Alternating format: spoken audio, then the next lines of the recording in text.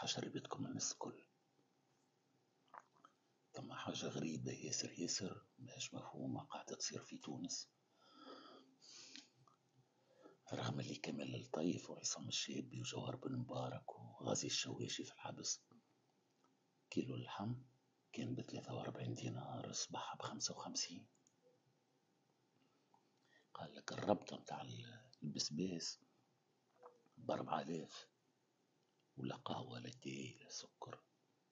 قال لك الغلة تهز كعبة تتصور معاه وترجعها، ورغم اللي كمال الطيف في الحبس وجوهر بن مبارك في الحبس وعصام الشابي، معناها أكيد ثم متآمرين أخرين بالمئات. لازم السيد الرئيس في أقرب وقت يشدهم حتى هما قبل ليلة النصة ويحطهم في الحبس. مالا كيفاه هو قاعد بطبيعته الفم الحارق والزام البارد. زاد شراك الكرسي الويكانز ب135 مليون، قال لك حطوا التالي ورا القصر شي يبدا يبعبع ويتشمس. كل عام وانتم حيين بخير.